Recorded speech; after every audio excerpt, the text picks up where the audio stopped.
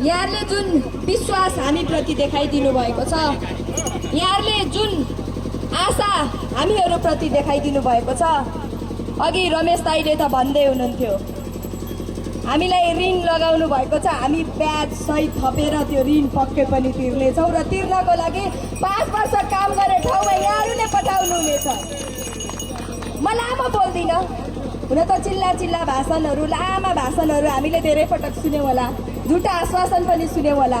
म धेरै बोल्दिनँ, एउटा कुरा स्मरण गर्न चाहन्छु।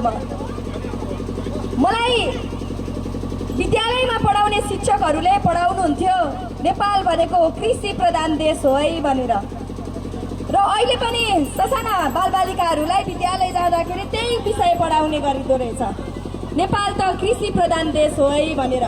तर यतिका वर्ष बितिसक्यो, म पनि 30 वर्ष पुग्न लागि पुगिसकेको चाहिँ छैन, अर्को वर्ष पुग्छु।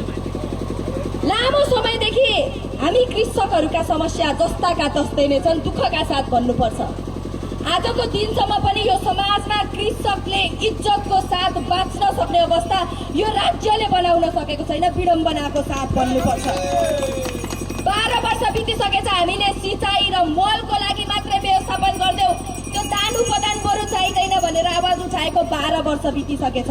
म धेरै भन्दिनँ, तर त्यो कृषकका समस्याहरू समाधान गर्नको लागि नयाँ युवा पुस्ताहरू राष्ट्रिय राजनीतिमा अगाडि बढिसकेका छन्। मात्र काम गर्ने ठाउँमा तपाईहरूले अब पछाउनु पर्नेछ। अघि रोजगारीको विषय आयो, बुवा यहाँ हाम्रो नजिकै हुनुहुन्छ, उहाँले भावुक हुँदै वास्तविकता हाम्रो अगाडि राख्नु भएको थियो। 10 वटा घरमा जाने हो भने 10 वटा घरको कोही न कोही विदेश पलायन भएकै पाइन्छ। घरमा बुढो आमा बुवा हुनुहुन्छ, उहाँहरू बिरामी भएको खण्डमा अस्पताल लग्ने व्यक्ति समेत पाइँदैन। हाम्रो समाज र आजको दिनसम्म राज्यले र यो सरकारले गरेको काम त्यही नै छ। यो देशमा रोजगारी त दिन सक्दैन थियो होला, सबैलाई रोजगारी त दिन सक्दैन थियो होला, तर भएका ठुला ठुला उद्योग धन्दाहरू पनि बन्द गर्ने काम गरेको छ। आजको दिनसम्म सरकारले गरेका काम त्यही नै हो। र नेपालमै व्यापार व्यवसाय ससानो उद्योग धन्दा खोल्छु भन्ने व्यक्तिहरूलाई पनि घाँटी निचार्ने काम गरेको छ। आज उद्योग धन्दा खोल्यो भने भोलिदेखि कर तिर, पर्सि कर तिर, वडामा तिर, पालिकामा तिर, त्यसपछि अर्को ठाउँमा तिर, अर्को ठाउँमा तिर, हामीले दिक्क वाक्क लगाएको छ। ती सबै समस्याको समाधानहरू नीतिगत सुधार गर्छौँ भनेर यो युवा पुस्ताहरू राष्ट्रिय राजनीतिमा आइसकेका छौँ। काम गर्ने ठाउँमा पछाउने जिम्मा यहाँहरूको हातमा छ। यी युवा पुस्ताहरू रहरले राजनीतिमा आएका होइनन्। अघि पनि हाम्रो समानुपातिक उम्मेदवार रमेश दाइले भन्दै हुनुहुन्थ्यो, हामी रहरले राजनीतिमा आएका होइनौँ।